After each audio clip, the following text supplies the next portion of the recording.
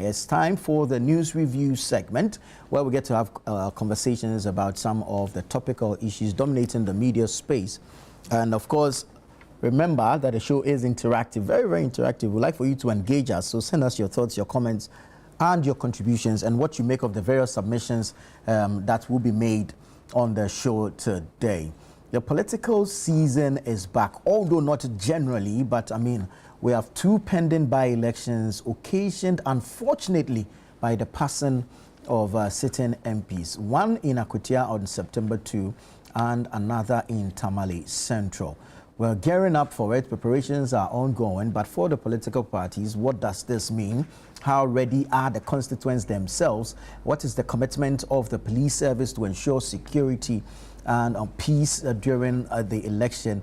And of course, what are the expected outcomes of these by-elections? That's the conversations we're starting with this morning. Let me say good morning to Dr. Palgrave Boache Dankwa, a member of the New Patriotic Party. Good morning, Doc. Good morning. Good to have Nana, you. it's good to be here. Looking fly. Very grateful for the opportunity. You know, this was actually made by one of my constituency chairpersons. Wow. Yes, wow. In the Buakwa North constituency. Oh, wow. And it was a gift, actually. So it's made in Ghana? It's made in Ghana. Purely made in Ghana. You see why I'm asking you to come to the This is Ghana exhibition. This is some of the wonderful stuff you're going to be seeing there. Made by Ghanaians, made in Ghana. So there's this line that I have. We'll make it local, but we'll consume it global. So join us at the This is Ghana exhibition on the 6th and 7th of September in Accra, the Fuwa Sutherland Children's Park, and come and appreciate what Ghanaians are doing. All right? So let's see you there. But Doc, I need to have a word with your constituency chairman. Absolutely, yeah. Absolutely. He's one of the polling stations chairpersons. So beautiful. I'll let you I see myself in one of this. Anyway, so from your constituency, let's move to the Akwatia constituency. Preparations are ongoing. Over the weekend, I was there. What really caught my attention was the security presence. From a Samankese, even before you get to Akwatia itself, I mean, there's heavy security, a number of checkpoints, and I must say that for once I was impressed with the checks by the police. I'm not a security person, so I do not know exactly what to look out for when there's a checks like that going, but it appeared very thorough. Your car is searched. They look for, I mean, specific things. They stop, and it doesn't matter who is in the queue. Each vehicle is searched thoroughly, and I think it was just very commendable. Let me start with you from that angle. The promise by the Ghana Police Service coming on the back of Ablekuma North and the history of Akwatia itself, recording violence during by-elections.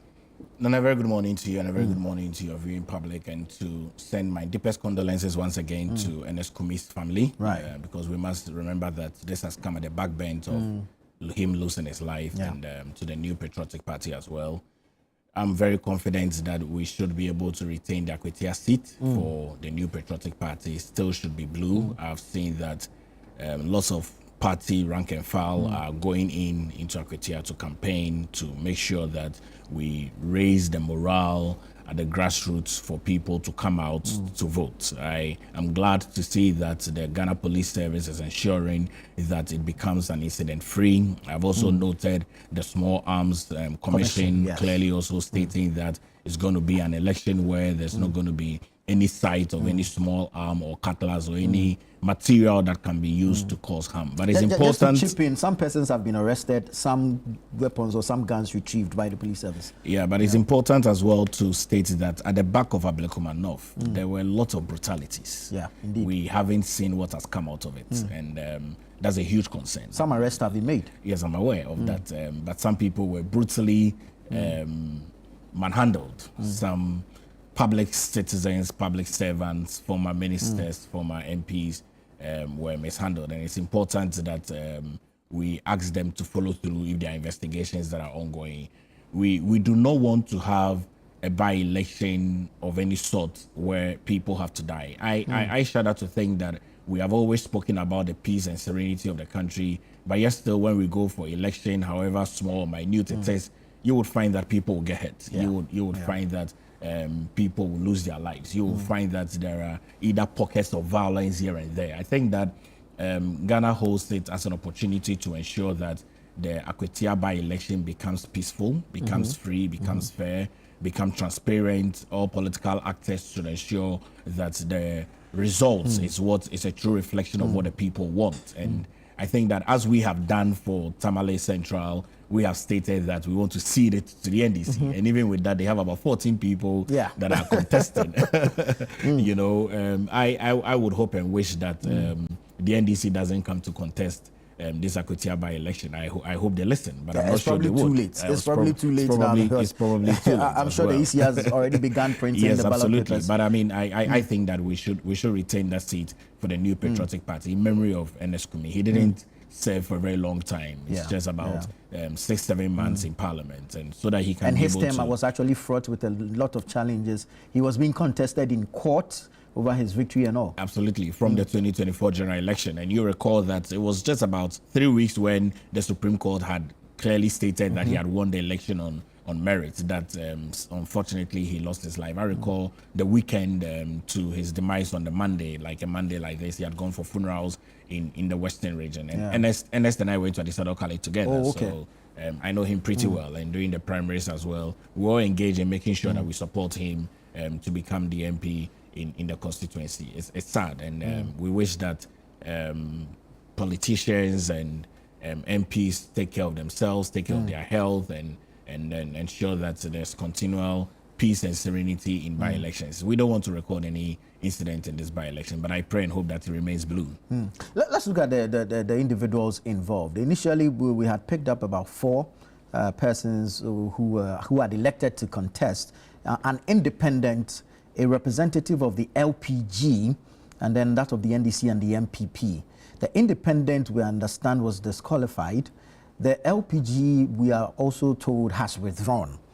And so basically it's the NDC and the MPP leading as the front runners in this contest. The candidates of the NDC represented Henry Boakye Yadom, a former MP, whom they believed had won the 2024 elections. These candidates, current candidates, that's the Bernard Bediakon, the counsel for Boakye Yadom, in that contest in court, beat Boakye Yadom in the primaries, and is now the candidates of the NDC for the Akwatia by-elections. There are those who argue that this smacks of betrayal and is likely to affect them in the by-election. What are your thoughts on this briefly before we look at the MPP's candidates? You know, I always hold on to the view of President Atamils Dufiasem. It is important that I have issues in my own home where I need to focus on. But I mean, I think that to throw in the conversation of loyalty and disloyalty in this conversation is a bit too overboard. I think that people have a right to want to represent their constituents. People have a right to want to advance in their own political career and journey, and so I do not want to smack in loyalty or disloyalty on any person's candidature. Once the new National Democratic Congress believes that he's the person to represent them, I think that is good to go. I thought really for my political party that that's Amase's constituency. Right. So I was picturing that she would have been the most likely candidate that would come out of our camp, but it appears that it didn't happen.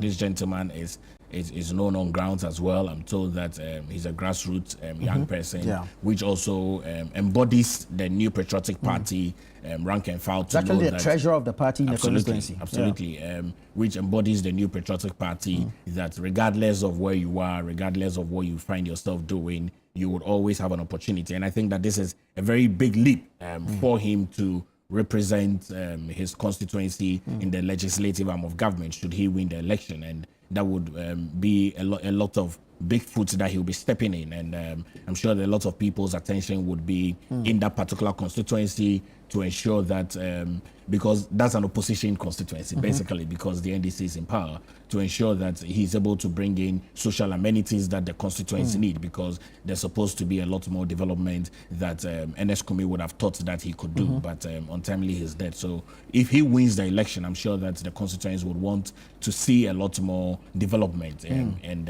his vision that he has for the constituents, he should be able to bring that to bear. And I want to be able to see a good margin in the election. Either he should win the election and have a very good margin in terms of what the NDC would bring, and purportedly to be able to also win the next primaries in the constituency to win the 2028 general election, because all of that is in view of what is happening. We've had by-elections in this country in various constituencies because we've either had MPs who are either resigning or being late, and we've had by-elections, and every now and then some crossing carpet as well. Exactly, people crossing carpets and all of that. So we want to see that the Akwatia seat remains blue, and I'm very confident that our candidate can be able to do that for us. We'll go into the dynamics at play this time around, but let's look at even prior to that. The NDC held primaries and elected a candidate. The MPP did not. Yours was an endorsement, if I can put it that way. But with talk of Amase, her level of popularity, having won the seat before, would it have been better to have opened it up, gone into a primaries to pick a candidate? Well, you know, we are not in normal times. Basically, I think that as a political party, we have a lot of things that are happening in our party. We are going into a major flag bearership election in the next 4 months. We have just gone through our resolutions and working on a new constitution for the party. There are conversations about very minimal resources in terms of money in the party. Going for primaries also involves a lot of money from the party and also from the individuals. I think that the party executives, together with the National Executive Council, made a decision to just give an endorsement. And I think in some instances and events where you find yourself as a political party where you are not in normal times, I mean, you have a lot of things that are at stake for you as a political party, and you need to keep your eyes on the ball, on the bigger picture. I think that these are some of the decisions that you'll make. And so I'll support the party's decision to go into it, because if you want to do a primaries, then you need to open polls, you need to do vetting, you need to allow people to campaign, and then you need to now do the main election. And all of that is resources and a burden on the little money that we have in our political party. And so I think that it's good to go for just a major endorsement. And I think that both candidates who might have been prospective, might have been consulted, that it's important we take the best candidate to be able to win for us. A number of dynamics will be at play in this particular election. If you take the history of Akwatia itself, it is well known for single-term MPs. It goes blue, then it comes green. Goes back to blue, then comes green. We have the likes of Baba Jamal, the Amases, the Bwachi Adoms, Ernest Kumi himself, and now it's open for a contest. How do you foresee all of this playing out? Mind you, both parties are presenting new faces. They are new to the scene, but the battles remain old. Your take on this? So it's already a constituency that is blue. It's been blue since the Supreme Court stated that it's been blue. It's been blue since we won the 2024 election for the parliamentary in that constituency. And so had it not been for the demise of Ernest Kumi, it would be a blue seat for the next 4 years until we go into another election. I think that I know that a lot of constituencies are always turning blue and green, similar to Adenta constituency and a number of dotted constituencies around the country. And so I would hope and pray that this election will remain blue, because the blue hasn't finished 7. You know, I think that it would be in the honor of Ernest Kumi to see that the constituency remain blue. And I think that it also bewills on the entire constituency to ensure that it remains blue and does not turn back to green as it's been in other instances. And I am very confident that by the time we are back in the next week, because the election is on Tuesday next week, by the time we are back in the next week or two, we should be seeing that the candidate-elect is being sworn in by the Speaker of Parliament in the 9th Parliament. Right. You mentioned earlier that Ernest Kumi obviously was an opposition MP. If the MPP should win, it will still remain an opposition MP. Solomon Asumadu will be an opposition MP. But that is also one of the dynamics that election watchers have raised. That's, I mean, it's an MP with its party in power as against an opposition MP. Which one would constituents prefer? Do you see this playing out in any way? And let's marry this to the fact that Ernest Kumi, being the late MP who was sitting, belonged to the NPP, and so some level of sympathy votes might also play out in the election. Yeah, I think that circumstances surrounding people's demise always raise some sympathy votes. We've seen that reoccurring every now and then. I would use my constituency as an example. The Akwatia North constituency in 2016, February, when JB Dankwa Edu died, we went into an election and Gifty Chumampofu won that election. He gave us some sympathy votes. In that year was also an election year, so she stood as well in 2016. That also gave us some sympathy votes and she won the election. Same, we can use, even take it up to the very higher level at the presidency when John Dramani Mahama had to stand for election in 2012, having been sworn in as president in July of 2012 at the demise of John Evans Tamale. So clearly, you see that as a Ghanaian people, we are very remorseful people, we are very mournful people, we respect the dead and honor the dead, and we feel that often now and then we need to be able to give reference and some honor to the people that are dead, which is why the New Patriotic Party has withdrawn for the Tamale Central election. It's because we want to be able to continue to give honor and respect to Murtala Mohammed and to his family, and to continue to state that the NDC should represent and put a person there. I mean, we've always known that Tamale Central has been a green side, and so sometimes in wisdom, beyond the fact that you want to be able to set off that political authority to the NDC, it would have been good to also test the waters to see what your chances are. But I mean, we said that we want to be able to respect Murtala Mohammed, we want to be able to ensure that his legacy continues. Besides, he's been MP for a very long time in that particular constituency, which is why from Lambton to Tamale Central. Absolutely, which is why I think that it is important that Akwatia continues to remain blue, and maybe if there are any changes at all, if it should be in foreseeable elections in the future, but not this very election. We've seen a number of party bigwigs, and I'm talking about the NDC descend on Akwatia to campaign for their candidate. It doesn't appear so much so for the NPP. Even yesterday, the Chief of Staff, Julius Debra, was in Akwatia, met with the Achim Wenchi Maihene and all. I mean, you can see the deliberate campaigning that the NDC is doing. It does not appear same with the NPP. Could it be complacency? No, I don't think so. You know, the NDC is a government in power. They have money. They have money. They have government resources.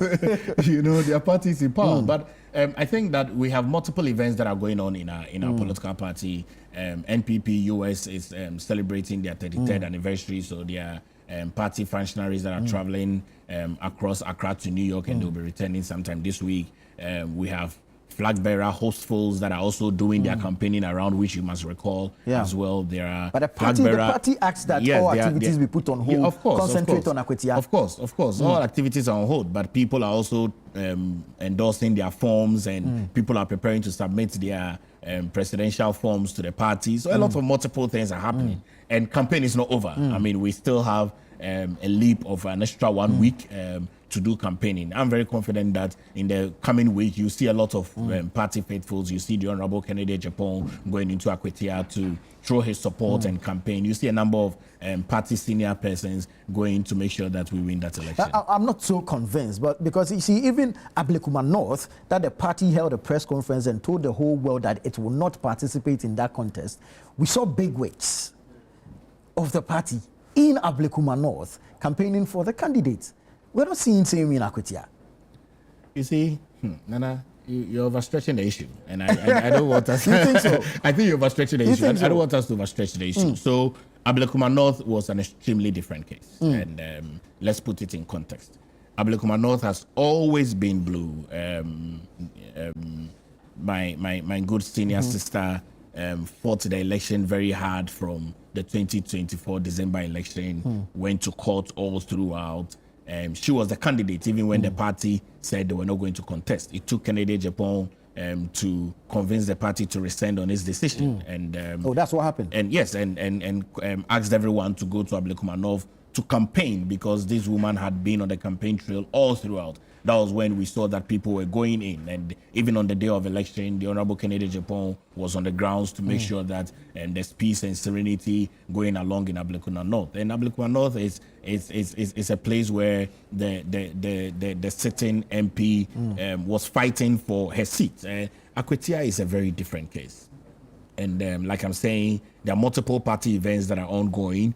I am aware that this week, right up from today throughout the weekend, there's going to be a lot of party functionaries that are going to be there. And if you look at elections, you know, election campaigning are more important in the final week. Yes, election campaigning are more important in the final week. Election campaigning are also more important on the D-Day, because it's on the D-Day that you're going to gather people and you're going to tell them to go out and vote. And this is a bigger constituency election. Does the election. law not stop you from campaigning on the D-Day? No, the law stops you from campaigning, but on the D-Day, you are making sure that people are, you know how it is. I mean, you know how it is. You are going around. The underground campaign. Yes, the underground campaigning. You are making sure that, you know, because you don't want a turnout that is too low.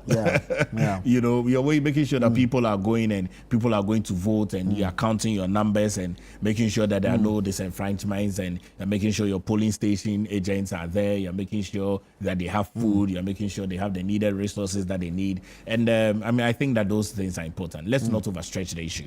The party faithfuls, the big wigs are going to be on grounds to make sure that they do campaigning. Over the weekend, I saw a few people who were in the constituency doing campaigning.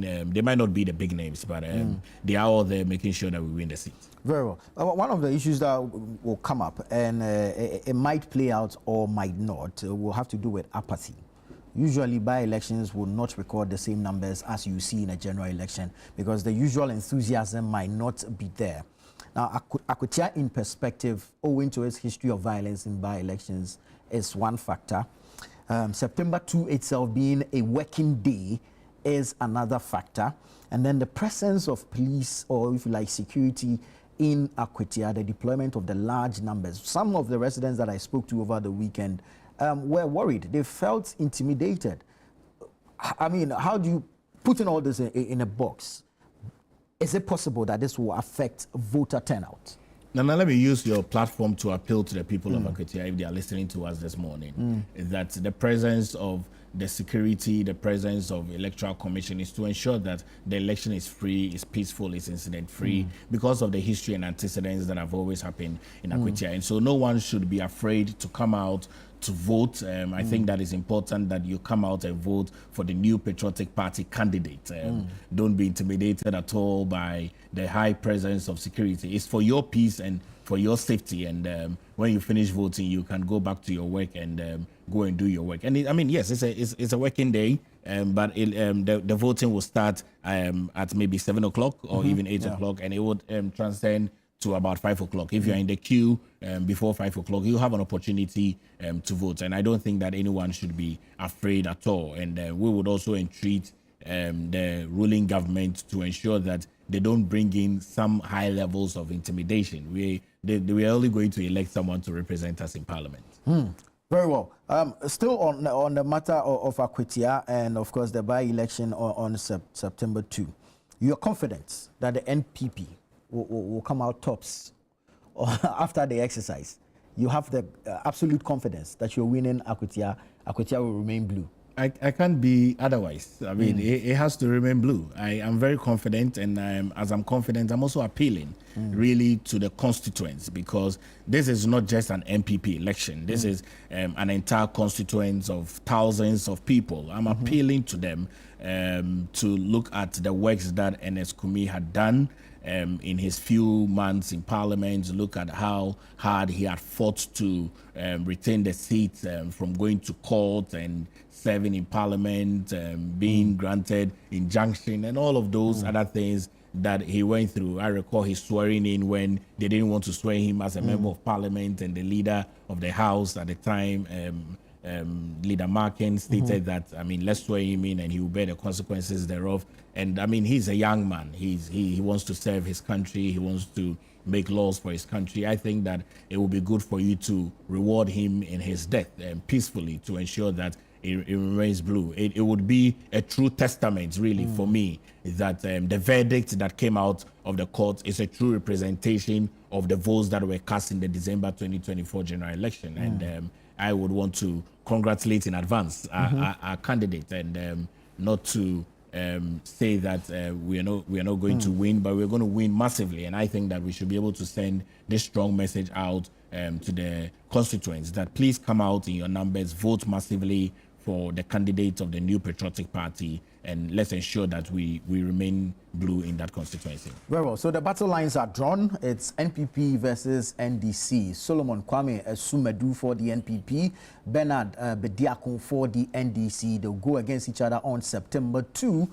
Lenses will be there. We'll bring you coverage of the entire election right here on ChannelOne TV as well as on 97.3 CTFM. Now, Doc, let's take a quick flight to Tamale and make a stop at Tamale Central.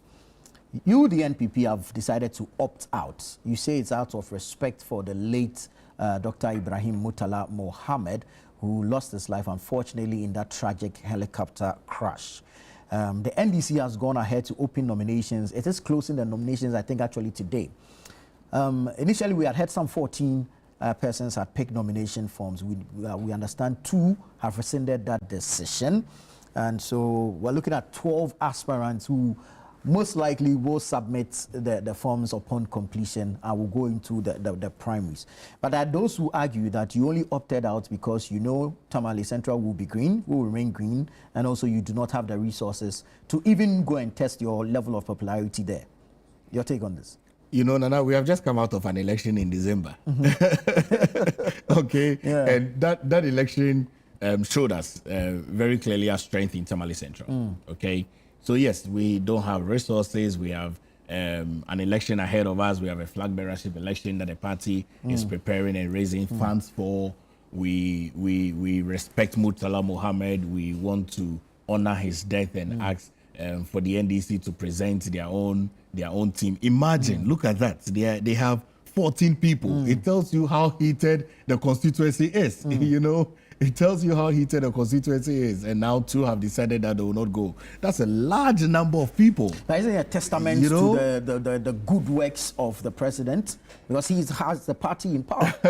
And so everybody will want to be part of that development. 14 people. That's too much. 14 people. Wow. We've gone into a primaries with 17 people before. No, that's a presidential level. So but this is a constituency.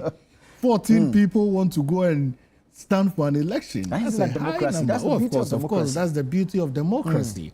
Well, they'll have a primaries. They will decide who the best candidate is, and then they will have an election, which will be clearly a referendum for them, because the NPP is not contesting. So whoever wins the primaries is almost the president, the MP basically. And I mean, I think that our reasons are very clear. It's been made very public for people to know.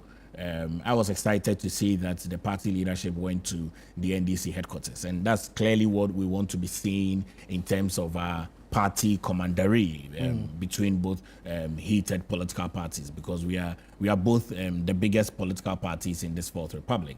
And to say that we are not contesting, for us, it's a lot of respect for the NDC. They are in a very difficult time. They have lost 8 people. We, all of us as a country, have been mourning. They have lost very vibrant brains that are needed in Parliament. Murtala Mohammed was such an excellent gentleman, started student politics all throughout from ASU days, and becoming an MP and an MP again, minister, deputy minister, minister. He had such a very bright future ahead of him. And I'm very certain that these numbers tells to his good work. I would want to state that these numbers tells to his good work in terms of the high level of people he's mentored within the constituents who are able to step into his big shoes. And so it's a lot of commendation for the numbers that have come out. 12 to 14 people that have come out to want to represent in his interest, because this would be an MP that would be walking in the very big shoes of Murtala Mohammed. I'm not too sure whether the MP would have a ministerial role or not. I mean, that's to the prerogative of the president to decide that. But at least we'll be stepping in some very good shoes, trying to take care of the constituents, support the constituents financially, bring development to the constituents, work hand in hand with the MCE of the constituency or the district or the municipal, represent the president as well in Parliament. And I hope and wish the Tamale Central constituency the best in electing the best candidate to represent my very good friend, Murtala Mohammed. Well, so what's expected to happen? The major opposition party, that's your party, MPP, has opted out. But there are other political parties. We've not seen any official communication from either of them. And then also there's an avenue for independent candidates to show up and to contest. What's expected to happen after the NDC's primaries? Is should a plebiscite, a yes or no, or should we still commit resources into organizing a primary? What's expected to happen? Well, Nana, I told you that this is clearly going to be a referendum. If the elephant has bowed out, what are the other? That's a good one. Yeah, if the elephant has bowed out from an election like that, what are the other political parties? What are the other political parties going to do? I mean, we are the biggest opposition party, and I think that we've set the pace for the other political parties to follow suit. I mean, but it's a democracy. I mean, other people may want to contest independent. No one takes that right away from them. But I mean, if it's going to be an election, it's going to be a referendum. Definitely, the Electoral Commission must conduct an election. I mean, definitely, it's going to be, and that's why I said it's going to be a referendum. And it should be as peaceful, as smooth, as transparent as possible. The internal primaries of the NDC as well should be incident-free. Because they need to be able to do all of this in honor of Murtala Mohammed. And I don't think that if anybody wants to contest this against their right, but if the elephant has bowed out, what do you want to do there?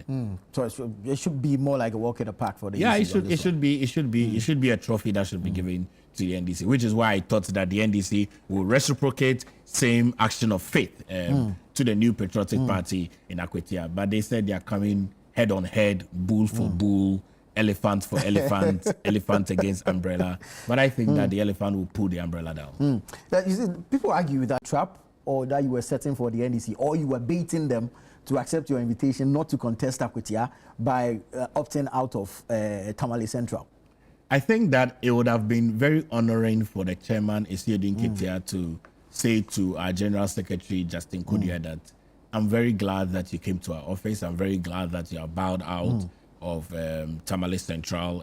The circumstances surrounding these by-elections are extremely very sad. And I think that as you are giving honor to Murtala Mohammed, we would also like to give honor to Ernest Kumi as well, because he died suddenly. We don't know the cause of death whatsoever, but I mean, he died suddenly, and he's a young person. He's a first-time MP, and so for Chairman Isiodun Ketia being a very astute politician, I think that he should have just said, we give this to you as well. But they want to contest an election, and we would see the results of the election. But we're still confident that we'll win the election. I don't think it was a bait. I mean, we felt that they will rise up to the occasion to be able to say that they will not contest. It's an invitation they gladly rejected. Absolutely, absolutely, absolutely. I mean, because they also fancy their chances in Akwatia. Absolutely, absolutely, which is not a problem at all. But like I'm saying, I mean, the final verdict will be when the votes are counted, and Solomon is declared the MP-elect. Very well. There's a message here from Hamza from Tamale. He says, good morning to you all in the studio, especially Dr. Palgrave. Akwatia is for the NPP and we will win it with a great margin. The NDC propaganda will soon be exposed and Ghanaians will learn better lessons ever trusting them.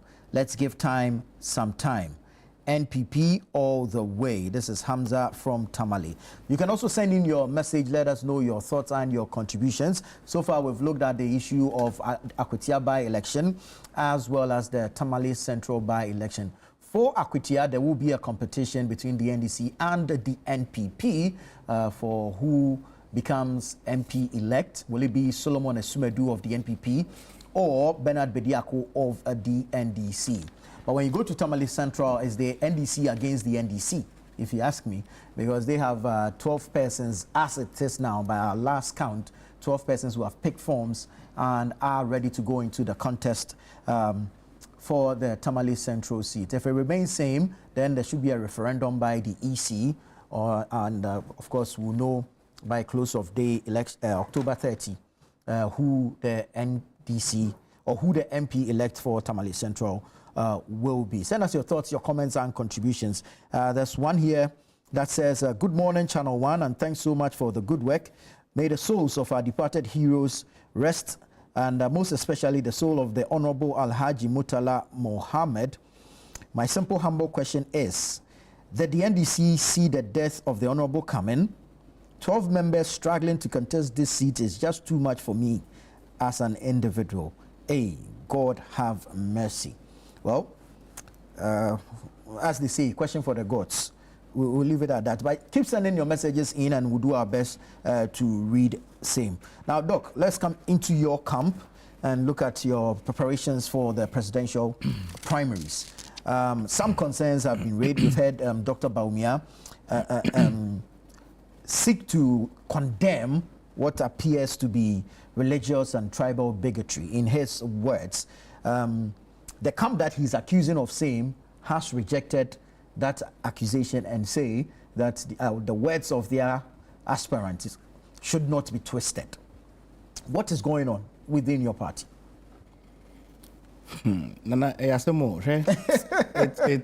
a challenge. You see, I am a young politician, and as I observe what is going on, I'm very troubled. You know, when we state the facts as it is, we've gone into an election. We lost the election terribly. We are going into another primaries. Everyone is campaigning. There are people that have picked up nomination forms from the party that are desiring to be flag bearer to lead the party. We are campaigning on facts and issues. We have never been presented with a situation like we have had now, which is having a flag bearer, Dr. Mahmoud Bawumia. We've never been presented with a situation like that. And so that situation was presented as flag bearer, and then that situation was presented to the Ghanaian people. In the situation that was presented to the Ghanaian people, you saw the numbers. I started to think why Dr. Bawumia would begin to state that when people are stating facts, it's tribal bigotry and it's religious intolerance. I started to think that. Because when Dr. Bawumia himself was campaigning in the 2024 election, he stated to his own people that he's a Muslim. He stated that. No one said that was religious bigotry. He stated to his own people that he's from Northeast and that they should vote for him. No one stated that those were tribal bigotry. But look at the data from the election results. Nana Addo Dankwa Akufo-Addo in the 2020 election had about 35% in maybe Upper East, Upper West, to John Dramani Mahama, who had about 65%, even though he lost the election. In the 2024 general election, Dr. Mahmoud Bawumia, who hails from the region, it was a very, very keenly contested election. He had about 22%. A reduction, a decline, a massive decline from Nana Addo Dankwa Akufo-Addo's election of 2020. We're going into an election again. We are putting the facts out as it is. We've done election in Pusiga, in Wale Wale, in Boku Central, in Navrongo, in Boga, in all the most populated environments where we felt that your candidature should win as an election. And it did not win as an election. And so if people are campaigning, and they are campaigning on facts, that for the New Patriotic Party to win the 2028 general election, we need to win that election with a new candidate who presents a new variable. That's all we're saying. Okay? I belong to the Kennedy Japan camp. Okay. Okay? Okay. That's all we're saying. Over the weekend, I think that the comments that Dr. Mahmoud Bawumia is referring to is a comment that was made by Dr. Brian Echampo. Yeah. Those comments were facts. They were clear facts. Clear facts. You recall when we were in government, I was a spokesperson on governance and security. And I'll tell you this. Nana, each time there were crises in Boku that I came out to speak as a neutral from a government, I had threats. Yes, threats. And so I ceased talking about issues in Boku. I ceased. I had threats, clear threats against my life. And so there are no tribal bigotry or religious bigotry in the New Patriotic Party. In fact, I think that Dr. Mahmoud Bawumia has had one of the most significant opportunities in the New Patriotic Party than any other person in this Fourth Republic. Why do I say that? Yeah. In 1990, when the Dankwa Dombo Buzia tradition was being formed, there were people that were part of the formation of that union. There was Edu Buahine, there was Nanado Dankwa Ekufuado, there was John Ajekum Kufuor, there was Kennedy Japan, there was Yao Boache, a lot of people who were part of the formation of the Dankwa Dombo tradition. They funded the party in 1992, funded the party in 1996.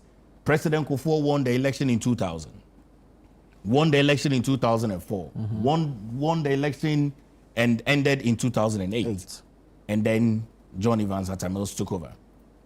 It was during the 2008 election that the party, together with Nanado Dankwa Ekufuado, brought up Alhaji Dr. Mahmoud Bawumia as the proposed running mate, because the issue to solve at the time was an economic issue. I'm not too sure that Dr. Mahmoud Bawumia was the candidate of choice.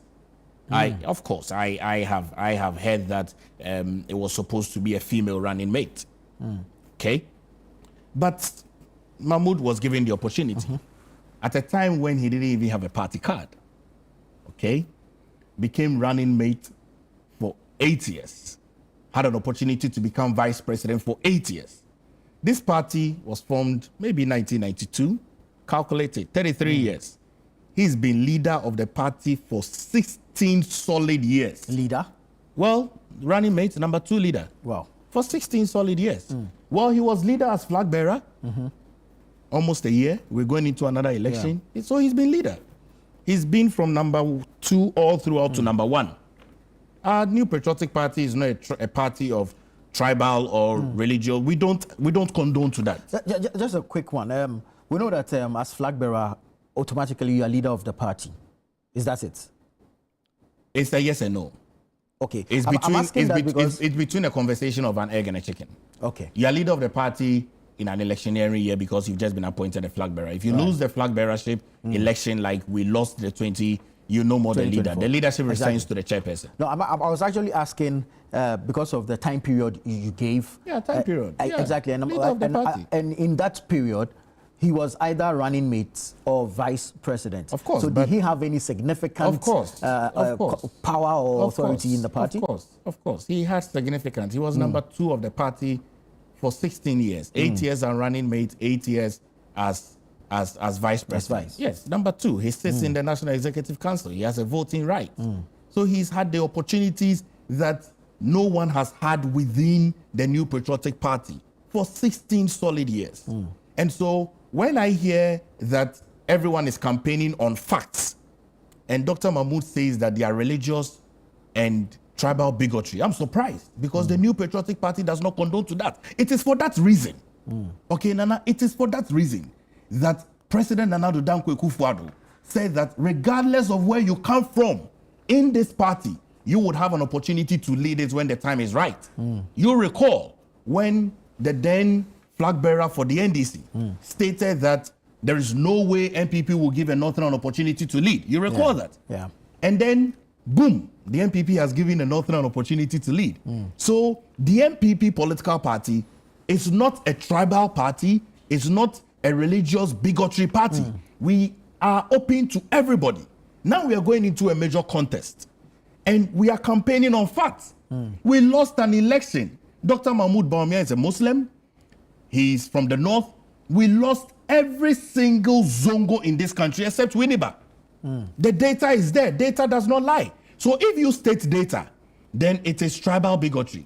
If you state data, then it is religious bigotry. That's why I'm saying that we presented a candidate we have never presented before. But will it be fair to attribute the loss to him, the way you're putting it? But who stood for the election? He did. Of course. But were there factors that would determine the outcome of the election? Nana, President Nanado Dankwa Ekufuado lost the 2008 election. He lost the 2012 election. And he won the 2016 election. So But who stood for the election? He hadn't been in government then. Oh, President Nana Dankwa Akufo-Addo was former Attorney General. He was former Foreign Affairs Minister. Vice. He was he was a former MP. So he's been in government. You understand? So who stood for the election? There's no way we can attribute the loss of the 2024 general election to any other person than the candidate. That's true. I mean, I don't know where that school of thought will come from. Irrespective of the factors that may have caused the defeat. What factors would cause the defeat? What factors would make President Nana Dankwa Akufo-Addo win in all zongos and cause Mahmoud Bawumia lose in all zongos? What factors are those? You tell me. The core committee should be able to tell us. Unfortunately, it's not being made public. Of course, at least the executive summary tells us. And no one is running away from the executive summary. Look, the conflicts around the country cause a significant cause for our loss. And that's what I'm saying. If we don't change the variable, okay, look, let's do a simple arithmetic mathematics here. Right. There's a mass scenario that has been put in place by the National Brilliant Science and Maths Quiz. Okay. We've put the equation in place and we're supposed to get ethanol. Putting the equation in place, you are not getting ethanol. You must change a variable to make sure you get ethanol. And all I'm trying to say is that until we change the variable of the candidature of Dr. Mahmoud Bawumia, we should forget 2028. That is why I am with Kennedy Japan. That the variable that must be introduced into the new Patriotic Party as the leader of the party, okay, after the January 31st election is Kennedy Japan. He is that variable that can be able to win us an election. Because the variable that we have never presented before lost us an election in areas where we thought we would win. We thought we would win in Zogo communities. We lost. We thought we would win in Muslim communities. We lost. That's what I'm saying. The president, John Dramani Mahama, is not a Muslim. He's a Christian. Yeah. He's a Northerner. He won in Muslim communities. So in this country, we have never had religious competition. We've never had tribal competitions. And so I don't think that that conversation should even be introduced. So I shudder to always get surprised when I see that Dr. Mahmoud Bawumia is always saying that when you're presenting facts, it's tribal conversation. When you're presenting facts, it's religious conversation. I shudder to think that. But you have been running mate for 8 years, from 2008 to 2016. And I saw a post, and I really wish it wasn't true. I saw a post that is accredited to him that stated that when he was defending the party in 2013, the party did not say he's a Mamprisi. I hope that statement is not true. But if it is, that's a very unfortunate statement. Of course, we don't have that statement yes, here, of so course. That's what I've seen that going around. You understand? That's why I'm saying no one ever looked at Dr. Mahmoud Bawumia's tribe. No one ever looked at his religious identity to make him the running mate and to make him the vice president or even to make him the leader. No one looked at that. That has never been a variable on the table. The variable on the table has always been a leader who can win us an election, and we had that leader who lost an election. And so if we had that leader who lost an election, why can't we present a new candidate? You understand? And this whole thing about marketability, let's look at it. I am with Kennedy. Yeah. Kennedy has been a 6-term MP. Yeah. And I have stated that anybody who has gone to parliament as a member of parliament is a potential leader of a political party.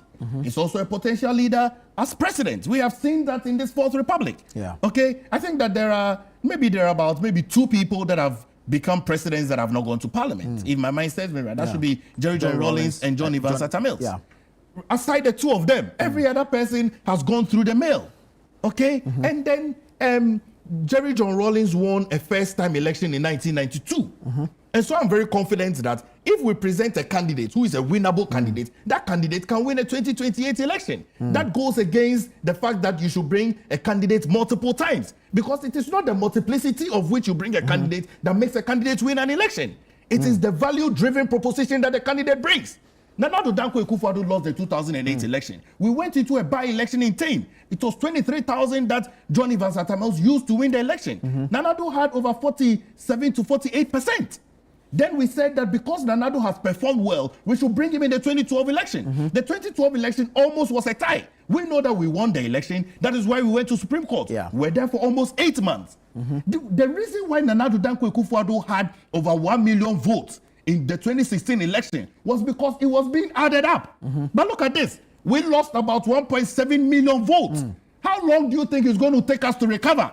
But isn't there history to guide you, as you have just espoused, that, I mean, no one has really won it the first time when they show up. I said that Jerry John Rawlings won that election the first time that he stood up. Oh, my brother, look, let's be truthful. It was the Fourth Republic, and he was the first president of the Fourth Republic. He was a military leader. Irrespective. It is not irrespective. No, it's not. He could have lost that election. Let's face it. He could have lost that election. We said we will not contest. And consider that. But he lost the 2024 election. But he can win 2028. But he lost the 2024 election. Can he not win 2028? We can't bargain the future of the New Patriotic Party on one particular candidate, which is why we are presenting Kennedy Japan. We believe that the Ghanaian people want him. The taxi drivers, the Mokola people, the university students, the lecturers, the chiefs, the businessmen, they want him. They are calling for him. And I believe that he's going to win this election. I am very confident that when we present a new variable in the 2028 election, the New Patriotic Party is going to find itself at the Jubilee House. And I think that that should be the argument. This election should not be an election of religion. It should not be an election of tribe. It has never been part of the New Patriotic Party. Have you ever heard the New Patriotic Party ever campaign on tribe or religion? It's never been. It has never been an issue, and it is not an issue. And that's basically what Dr. Bawumia is calling for. Well, we are talking the facts. What he's saying is that we shouldn't talk about the fact that he lost in Muslim areas. We shouldn't talk about the fact that he lost in Zongo areas. We shouldn't talk about the fact that his influence is diminishing. That's what he's saying. That's what he's saying. And I heard him. I have the recordings. He stated that we had one seat in Boku when this, but the candidates at the time were not from that tradition. We presented the candidates, and the factors for which we presented Dr. Mahmoud Bawumia was the fact that he was going to bring more votes from the north. That did not happen. It didn't happen. The data is there from the Electoral Commission. Everybody can check that. Okay? So I think that we should check out very early. I'm with Kennedy. I'm campaigning for Kennedy. I want him to win the election. I've traveled the length and breadth of this country. Everybody is saying, Modi Kennedy ba yebeto amamo. Why don't we bring Kennedy? You're convinced that out of the lot, he's the most viable. I am convinced that out of the lot, I am convinced that the fathers of the party, I am convinced that from the time when the party began, he's been there. He's seen the tradition of the party. He knows the party people. He remembers the party people. He's always fought for the grassroots. He said, Mumbua Party Fro, help the party people. The party belongs to the people. President Kufuor has always stated, help the party people. President Nana Addo Dankwa Akufo-Addo has always stated, help the party people. It's been the language of Kennedy Japan from 1990 till date. He's been the most variable voice, consistent voice, and credible voice since 1990 till date. 24 years in parliament, serving in various committees, communication, budgeting, intelligence, defense, national security. What can't he do? He's a leader par excellence, created over thousands of jobs. The jobs that Kennedy has created is more than the jobs of revenue that GRA collects. Yes, of course. Check the data. Isn't this an exaggeration? It's not an exaggeration. Check the data. The data is clear. GRA revenue is almost 9,000 people. Check the jobs that Kennedy has created. Tens and thousands of people that have been created jobs. There's not been a single politician in this country that I've seen has created more jobs than Kennedy Japan. Wow. Self-made man from 1990s. Worked very hard from the US all the way to come and serve his people. Consistently held their same seat until he decided he would not go again to become the leader of the party. Being campaign manager for John Ajekum Kufuor, being campaign manager for Nana Addo Dankwa Akufo-Addo in Central Region, in Eastern Region, in Ashanti Region. Worked very hard. He knows the nitty-gritties of winning an election. And I think that the New Patriotic Party, in fact, if the New Patriotic Party wants to be very fair, this is an election that should be a referendum for Kennedy Japan. You think so? I think so, but because of course, that's why I'm saying that. That's why I'm saying that is because it's a democratic party. Because other people believe they can also serve the party best. Which is why I'm saying that it is because it's a democratic party. But who has served more? Who has given more? Who has sacrificed more? Who has stalled more? Who has been dragged through the drain? Just look at it. I mean, I'm young, but when I hear the things, I'm like, there is no other person that I can campaign for at this time than Honorable Kennedy Japan, because the defeat is abysmal. I don't even know how we are going to recover. But the only way we can recover out of the 1.7 million people is to bring a new variable. That new variable is Kennedy Akompreku in Japan. Very well. Just so you know, our two other guests have had emergencies for which reason they are unable to show up. So today is just myself and the good doc. Dr. Palgrave Boache Dankwa. Messages have come in. This one says, good morning, ChannelOne TV. The large number of aspirants from the Tamale Central to succeed Dr. Murtala Mohammed tells the beauty of democracy and unity in the party. This is from Nyab Yakubu in Nyankpala. Good morning, ChannelOne TV. Dr. Palgrave Boache Dankwa, we the supporters from Team Ken appreciate the effort and work you have been doing for Honorable candidate Japan. Please continue to do your best. This is from Nana Dua Dankwa, New Tafo Achim in Abuakwa North constituency. Okay. Hi, good morning. This is Alhaji Single from Golu in the Upper West region. It is really heartbreaking. We lost our beloved energetic leaders, but Allah knows best. And I pray Allah sees us through this by-election successfully. And may Allah be pleased with their humble souls. I'm really missing my mentor, Alhaji Murtala Mohammed. For the first time, I can hear an MPP member speaking facts. Your name is Che. Well, thank you for that message. This one says, Honorable Kennedy Japan is the only man who speaks truth to power. The only one with the courage to call out corruption and waste. And the only one with the vision to rebuild Ghana from the ground up. We in the NPP refuse to reward failure with promotion. No more sweet talk and empty lectures. Leadership is about results, and Dr. Bawumia has failed the test. Eastern region is standing solidly with Honorable Ken, 80% and beyond. This one says, good morning, ChannelOne TV. No one in the MPP should blame Dr. Bawumia for the party's poor performance in the 2024 general election. NPP party was absolutely unattractive to Ghanaians, not the Bawumia candidacy. Asamoah from Dodowa sent that in. Good morning, ChannelOne TV. I salute you for doing a great job. Nana, I feel pain because the NDC is not honoring the memories of the late Murtala with this great number contestant. The kind of death he died does not call for a massive competition for his position. The NDC could have picked someone closer to him to be his replacement. Doc, with all due respect, Bawumia did most of the work for the party in the 2012 elections. Bawumia is the best candidate for the party if they want to retain power. This one says, I am a member of the NPP. Ask yourself why Christians didn't vote. Okay, that's a question you are asking. Keep sending your messages in. We'll do our best to read them. This morning it's just myself, Nana Tufo Boateng, and Dr. Palgrave Boache Dankwa, as our two other guests have had emergencies and could not show up. But the show continues. Stay with us. We'll take a quick break. We'll be back shortly. Alrighty, thank you so much for staying with us. This is Breakfast Daily on ChannelOne Television, and we're having the news review segment. This morning it's just myself and Dr. Palgrave Boache Dankwa.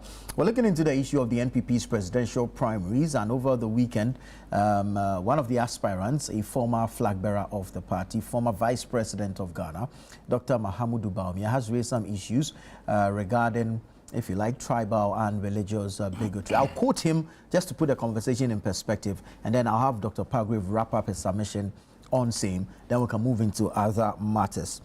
Now, this is Dr. Bawumia speaking to some party supporters on Sunday, August 24. Quotes, as we go into the primaries, I am very concerned and troubled that some of our presidential aspirants have embarked on religious and tribal bigotry and propaganda against me.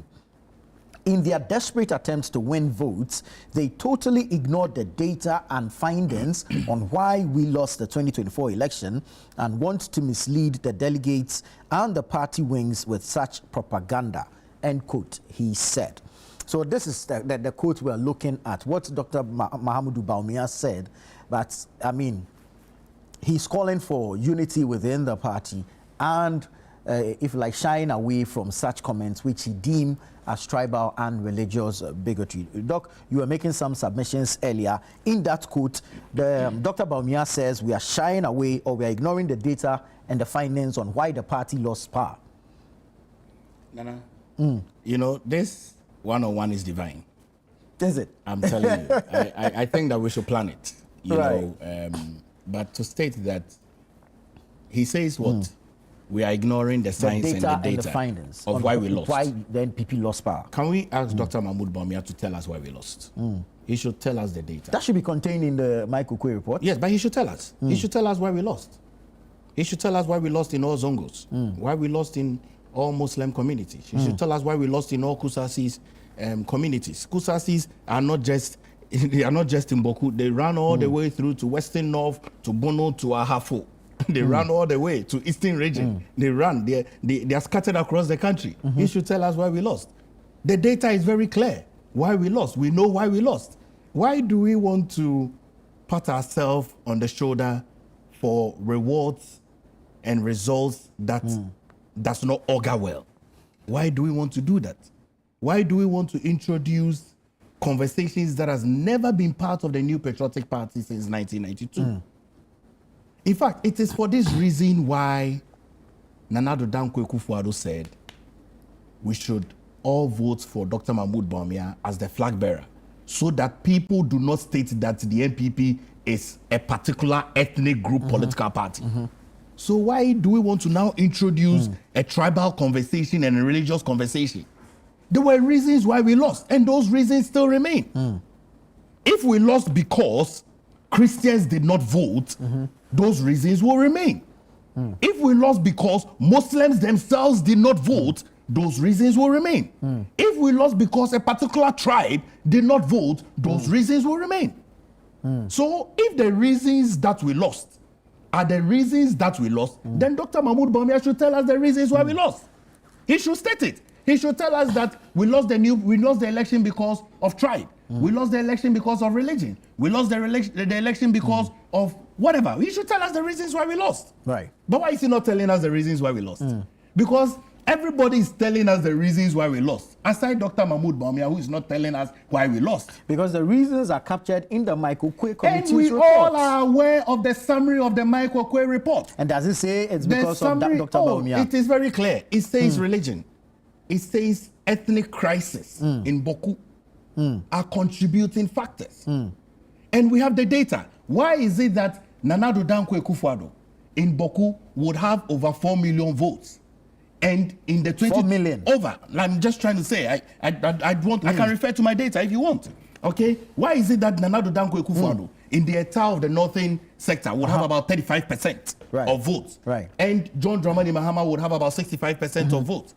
And Nana Addo Dankwa Akufo-Addo will go ahead and win the 2020 election. Why is it that when Dr. Mahmoud Bawumia becomes a flag bearer and goes into the election, he has over 22%? A reduction from 35% to 22%. You tell me what that figure is. Why is it that John Dramani Mahama would ascend from 65% to almost 72% in the entire northern sector? You tell me why that is. So that's the data. Very well. So why did we lose? Everybody is aware why we lost. You know, there's a proverb in Akan that says, when you are talking about bones, old women and old men are scared. Okay?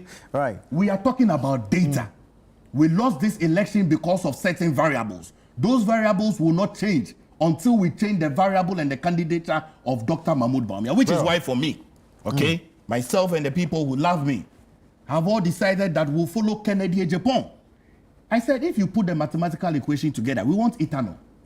And in ethanol, the variables are this: bring carbon, bring hydrogen, bring oxygen, bring all of this and let's get ethanol. If you don't bring the variables, you will not get ethanoic acid. You get something else. So what we want is a president. And we believe that Ken Ejapong can become the president of Ghana for the New Patriotic Party. He is that variable that must be introduced. Right. The other variable is not giving us an ethanoic acid. It's giving us a different reaction. And that reaction is almost cos 90. What's cos 90? It's 0. So we don't want a cos 90 effect. Let me take a few effect. messages and then I'll pick a response from you on these messages. This one says, Dr. Bawumia has really suffered both in the hands of his own and the NDC propaganda team. But what I have observed since critically following politics is that winnable candidates always have to go through such unfortunate circumstances. Kufuor even got some from his own brother-in-law, J.H. Mensah. Nana Addo got a lot. Professor Mills nearly cried and spoke Fanti. Mahama had his portion and suffered the most embarrassing defeat. So some of us are not perturbed with the current situation. Dr. Bawumia will emerge victorious at the end no matter what. The battle remains the Lord's. This is Brookman Annabelle sending that one in. This one says, I am much pleased and touched with your support for Honorable Ken. But what about the charisma of Honorable Ken? Can that be emphasized? Although Kennedy is very patriotic to the MPP, I don't really trust he can lead the flag bearership. This is Emmanuel from Bongo Namo. Good morning, Anna. I think Dr. Palgrave is missing the point, and he should stop misleading us. Why can't they campaign on what they have to bring on board, but rather always dragging DMB to make their point? Whether he, Dr. Palgrave, or his boss, Kennedy, DMB will win hands down. Please, Doctor, are you sure you are campaigning on facts? This is Jacob Lambon from Bumbagu. Good morning. Dr. Mahamudu Bawumia, during the campaign for the 2024 presidential flag bearership race, used the same tribal bigotry and religious conversations to his advantage. He stated clearly that he would increase the party's votes in the Zongos and Muslim communities, but only for the party to lose woefully. I think the party's best bet is Honorable candidate Japan for 2028, Dennis Boachi Yadom, Bia West, and he sends greetings to you, Doc. I greet him too. Nana, please tell Dr. Palgrave that I'm ready to render any kind of services for him in support of Honorable candidate Japan. No can, no vote. Kindly tell Dr. Palgrave I can be his errands boy. Hey. Wow. Interested. All right. So two things you touch on, and then we'll wrap up this conversation and move on. One is asking or saying that they are pleased with your support for Honorable Ken, but what about his charisma? And then this one says you're missing the point. Why can't you campaign or on what you are bringing on board, but always dragging DMB? Is that the case? No, it's not the case. Let me take the second one first. You know, Nana, we're going into an election. Yeah. We have delegates who voted for a flag bearer. We need to be able to compare. I mean, there's no way we can have a conversation and not compare. There's no way. There's not an election like that. Then that's not an election. Right. Unless, of course, one is afraid of an election. And I don't want to believe that any of the candidates are afraid of elections. Okay?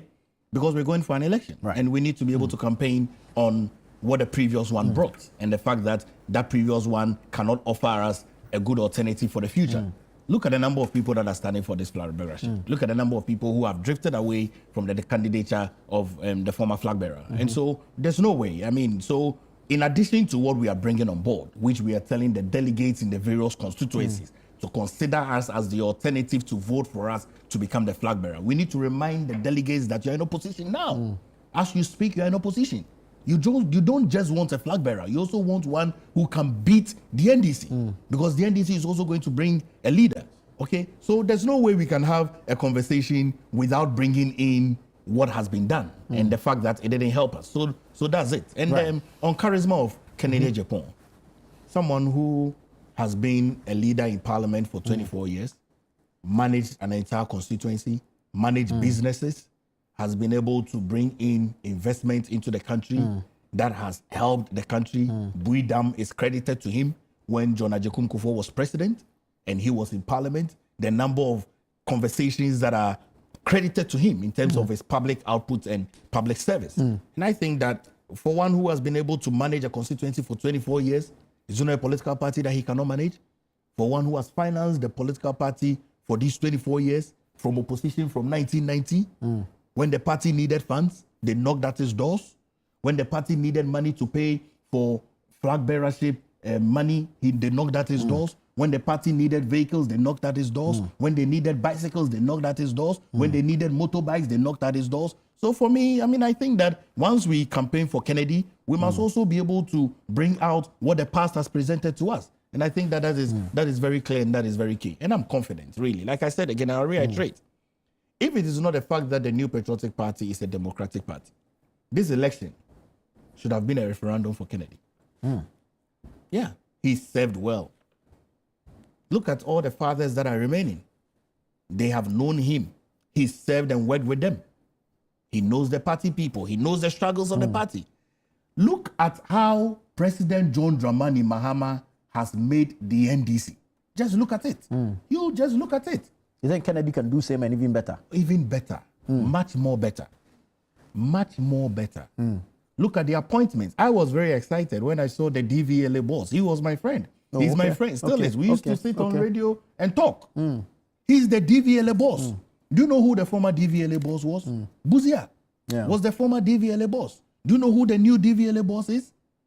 Yes. So it tells you that if you work for the party and the party wants to reward you, the party will reward you handsomely.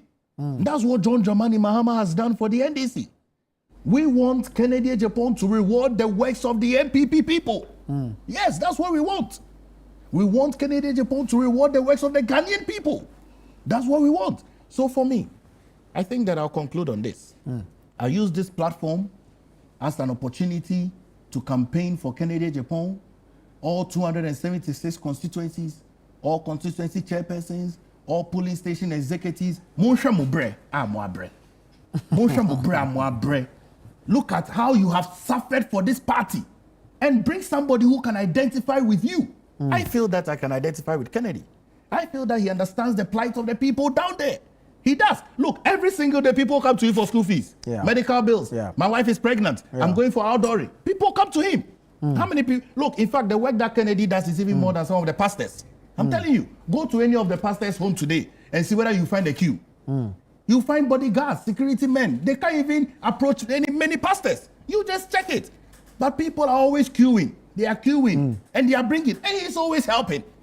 But other contestants, other aspirants are also helping people. Oh, Brian. The likes of Brian Echampong. Oh, Brian is such an excellent man. I mean, Brian Brian is such an excellent man. He's from my region. I greet him this morning, Honorable Brian Echampong. I greet him this morning. I greet Edutum this morning. And I greet Dr. Mahmoud Baumia this morning. I wish him a safe journey from USA. We are here on ground campaigning. He's in the US campaigning. We are here on ground. The work is on the ground. We are here campaigning on ground. The MPP has a branch in the US. Of course. I mean, we have branches everywhere. Yes. We would also go to the US and campaign. But we are here on the ground. The work is on the ground. We are here. I greet Kwabene Japan, such an excellent gentleman. Press Secretary for John Najekum Kufo. We love him so much. But this election, I think that all of them should come together.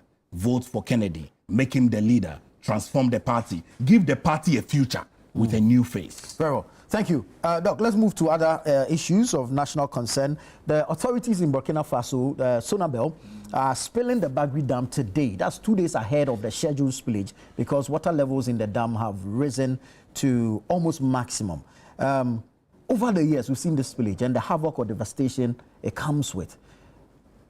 Are we not at the point where we should be able to, if you like, harvest this water for some good use, knowing the dry spells in the northern parts of the country, unpredictable rainfall, and its impact on farming and the likes? You know, Nana, let's be very real with ourselves. We need to talk to ourselves as citizens. People do farming very close to the water bank. People build houses very close to the water bank. And it happens periodically. Every year, there's always spillage. Before we come to think of an outside-the-box initiative of harvesting the water, we need to be able to also talk to our own citizens that, yes, you are farming closer to a water body, you are building closer to a water body, you are aware that every single year during summer, there is always spillage because we have rainfalls and it's gone overboard. God has blessed us so much. And so we would always entreat that once they go to higher levels today, to make sure that the havoc that will be caused will be very minimal, they should desist from building on waterways. They should desist as well from farming on waterways. And then now we need to ask the government to think of ways within which we can have conversations with Burkina Faso and also find ways of harvesting the level of water that we have. Right. The northern part we know is an area where farming is quite predominant, but they are at the mercy of natural events. Unpredictable rainfall, long dry spells, and like you mentioned, the construction of homes along the water banks. But if we are blessed with so much water that is being spilled from Bagri in Burkina, we need to take advantage of same. And that is where I am coming from. As for the residents there, we'll go there every year and go and promise them relief, go and ask them to relocate and come back after the spillage. But having, as a country and how far we've come, is this not the time to sit down and come up with some permanent solutions to this particular issue? Can we continue this? Because it also comes at a cost to us. So yes, we can't continue this. We need to find a solution to it. Maybe we build another dam that can be able to harvest the water and use that water to be able to generate more power for us. And in addition to that, use that water for a lot more farming. And I would ask the government to consider this as a high priority for the citizens up north, because destabilization of them also is a security threat. Exactly. And they need to be able to look at that. If Ghana is able to raise the resources, if foreign aid is able to come to our aid, we should consider building a dam that can be able to always harvest this water for us, because this is going to be a periodic incident in perpetuity. Right. Now, successive governments have spoken about Polugu Dam, but there's no Polugu. If we had Polugu, multi-purpose dam, would it have helped in this situation? Well, I think that the discontinuation of successive government policies is what is disinterest to the Ghanaian people. Our government, led by President Nana Addo Dankwa Akufo-Addo, worked very hard to bring Polugu Dam into fruition. Okay, we are out of office. There's a new government, new if you say into fruition, I mean, in terms of paperwork and all of that. Okay. I know where you want to go to, but let me stay with you. Because here. Of course. That's what I'm trying to say in terms of paperwork and some sizable funds that we're able to raise. I think that this is the time for the government led by John Dramani Mahama to pay particular attention to some policies that were begun by Akufo-Addo to implement that into fruition for the good people of the Ghanaian people. And for the authorities, say NAPMO, the MUSEX, the DISEX, the REXEX in these areas, what kind of mindset, what kind of frame should they be in ahead of this spillage? Obviously, the time has caught up with us. We were told 27th, but unfortunately the water levels have risen, so they need to spill today. Well, it's 2 days earlier. It's disaster. That's what it is. It's Mayday. We appear to be looking at the management instead of prevention. Yeah, that's what I'm trying to say. It's disaster. And they need to just prepare for whatever events. They need to start evacuating people, taking them to high levels, so that lives are not lost. I think that the life is what is important. I mean, you can lose your plantations. I know people have started harvesting. Some crops have not gone to full maturity as well. You can lose all of that, but lives are important. So whatever they can do to be able to save lives and some properties, they should do that. But it's Mayday, it's disaster, and that's what they are made for.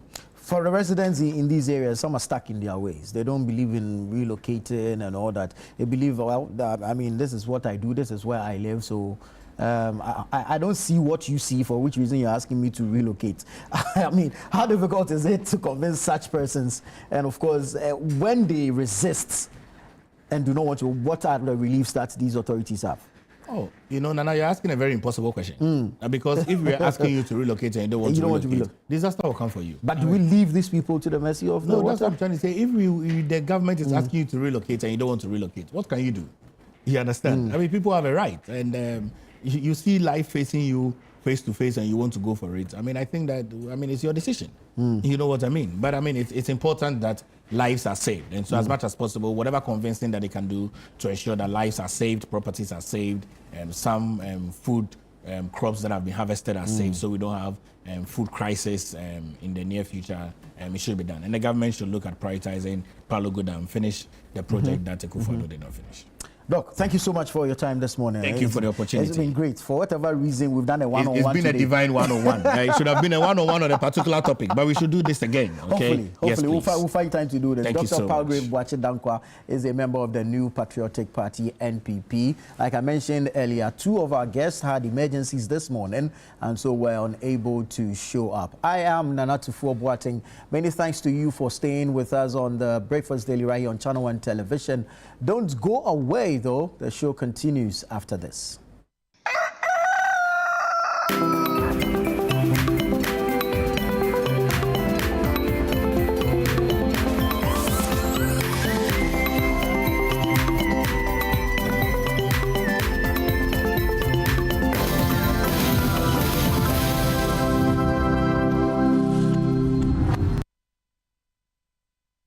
You've seen nothing yet.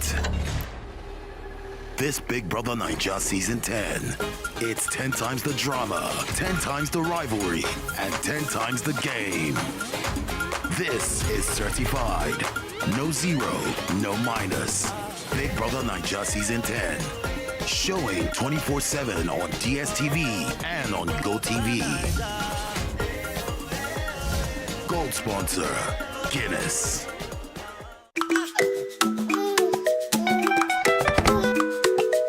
How may I help you today? We'd like to open a bank account.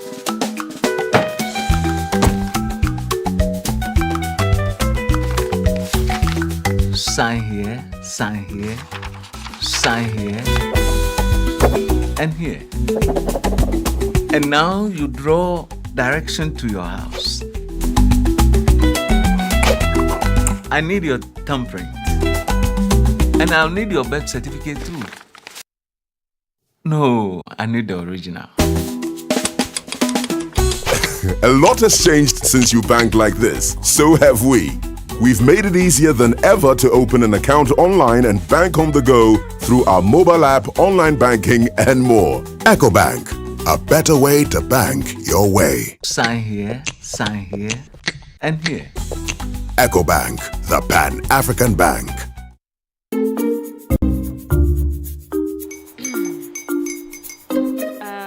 Kwame and his uncle are almost here.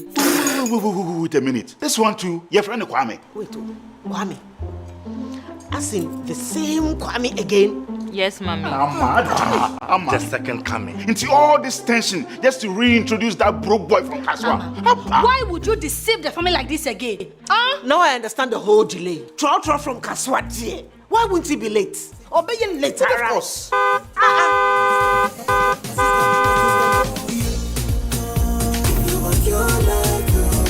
Star 712 hush, star 712 hush. You go be the luckiest. Go be from Georgia, be luckiest. From not the cause she be luckiest. Yeah, you go be luckiest. No matter why you're lucky. Everybody go be the luckiest. God, Kwame! Send your God the apple boom. If you're poor, what's that? So would the coming of the Son of Man be. Is that his car? Dial star 712 hash. Choose your ticket. Enter your lucky number. Follow the prompts and let destiny handle the rest. This promotion is regulated by the NLA on the Caritas platform. This August, get ready for an unforgettable night of worship and celebration as Perez Music presents Glorified, dubbed His Love and Kindness. Ministering live, Perez Music, alongside the legendary Daughters of Glorious Jesus. Also ministering Joyful Way Incorporated, Minister Gabby Akwatia and Edom Evangelist. Join us on Sunday, the 31st of August, 2025 at 4 p.m. sharp at the Victory Bible Church, Awoshi Dominion Sanctuary for an evening of powerful ministry and praise. It's absolutely free. But if you would like to support this ministry, you can do so by purchasing our special event merchandise or call 0557 116 607. That is 0557 116 607. Let's come together and raise a sound of gratitude for God's love and kindness. It's going to be nothing short of heaven on earth. This event is proudly sponsored by Eddie Spitzer and powered by Rima City of Worship. Media partner City FM and ChannelOne TV.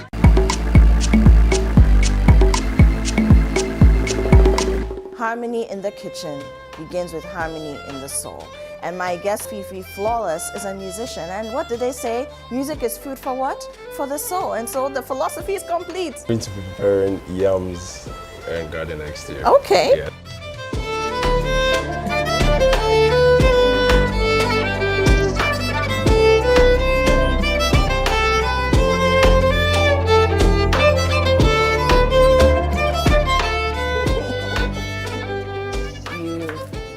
Joined the orchestra and then you met like-minded people. Yes, and so that was the after secondary school, you didn't want to. Yeah, I didn't want to just go into anything. I just wanted to continue with the instrument. So it was there I met AJ Fannin. Okay, so that means you started learning the instrument. Even was it when you were in high school or before you went to high school? So I was introduced to it when I was in high school. Okay. This is a really nice package. It's really cool, isn't it? It's really nice. And I like the way they've done like the small sachets. So yeah, everything in one. Shine.